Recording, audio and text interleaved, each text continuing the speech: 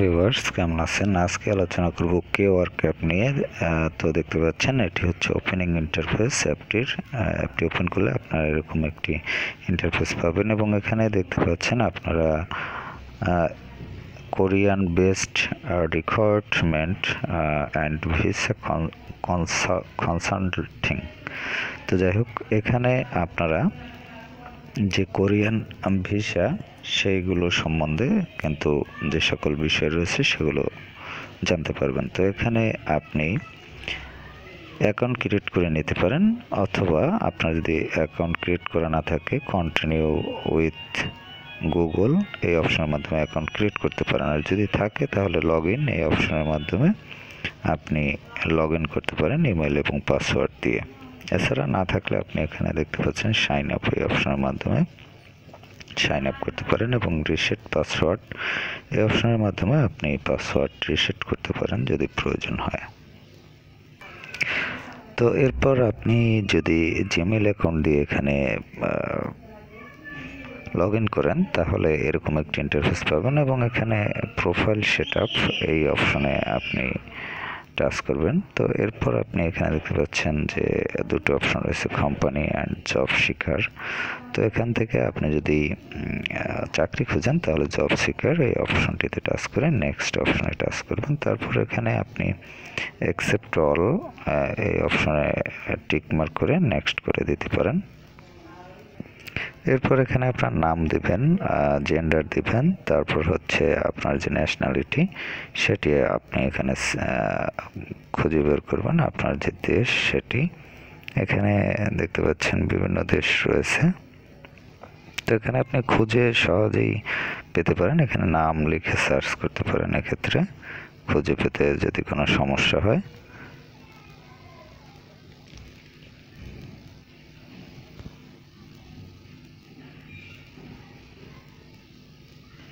তো এখানে অবশ্য সিরিয়ালি নামটি দেওয়া নেই, সেক্ষেত্রে আমরা যেটি করতে পারি সেটি হচ্ছে সিলেক্ট কান্ট্রি, এখানে আমরা খোঁজ করতে পারি লিখে।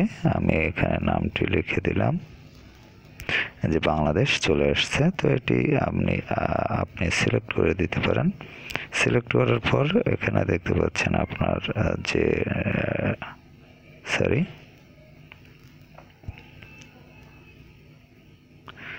ন্যাশনালিটি আবার চলে আসছে, আমি আবার দিলাম।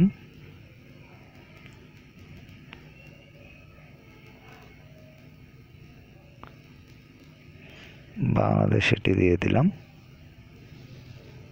তো যাই হোক, এরপর হচ্ছে আপনি দেখতে পাচ্ছেন কারেন্ট ভিসা, জব প্রিফারেন্স এগুলো দিয়ে তারপর হচ্ছে নেক্সট অপশনে টাচ করবেন।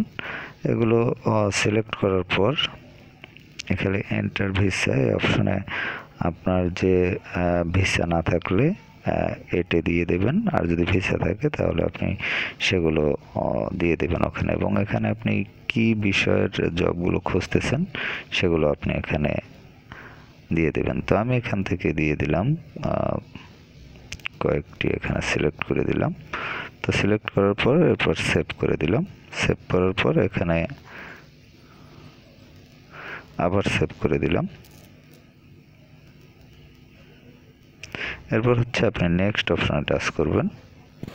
তো আপনি ভালো করে দেখবেন যে সবগুলো ঠিক আছে কিনা। ঠিক থাকার পর এখানে নেক্সট অপশনটি যখন সবুজ কালার হবে তখন বুঝতে পারবেন যে এগুলো সব ঠিকঠাকভাবে আপনি ফিল আপ করেছেন, এবং ফিল আপ করার পর নেক্সট অপশনে আপনি টাচ করে দেবেন। তো নেক্সট অপশনে টাচ করে দেওয়ার পর স্টার্ট কেওয়ার্ক এই অপশনটি চলে আসবে। তারপর আপনি এখানে দেখতে পাচ্ছেন যে বিভিন্ন ধরনের যে জব রয়েছে সেগুলো কিন্তু এখানে আপনি খুঁজে নিতে পারবেন বা দেখতে পারবেন বা অ্যাপটি ইউজ করতে পারবেন। তো এখানে দেখতে পাচ্ছেন যে আমরা রয়েছি অ্যাপের ওপেনিং ইন্টারফেসে এবং এখানে রয়েছে নোটিফিকেশন অপশন। তো নোটিফিকেশন অপশন এর মাধ্যমে আপনি নোটিফিকেশন পাবেন। সার্চ এই অপশনের মাধ্যমে আপনি জব সার্চ করতে পারবেন। তারপর হচ্ছে ভিসা এই অপশনের মাধ্যমে আপনি বিভিন্ন যে ভিসা সম্বন্ধীয় যে সকল বিষয় রয়েছে সেগুলো দেখতে পাবেন। এবং মাই পেজ এই অপশনে আপনার যে ইনফরমেশন রয়েছে সেগুলো পাবেন। এবং দেখতে পাচ্ছেন এখানে একটি ফোন নম্বর রয়েছে, আপনার যদি কন্ট্যাক্ট করার প্রয়োজন হয় আপনি কন্ট্যাক্ট করে নিতে পারবেন। যদি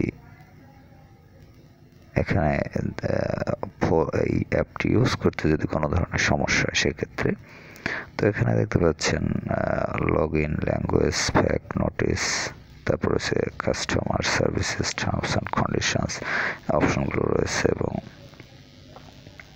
দেখতে পাচ্ছেন মাই রিজিউম, এখান থেকে আপনি আপনার যদি রিজিউম অ্যাড করতে চান তাহলে অ্যাড করতে পারেন, বা এখানে আপনি তাদের যে প্রসেস আছে সেই প্রসেস অনুযায়ী অ্যাডিং করতে পারেন।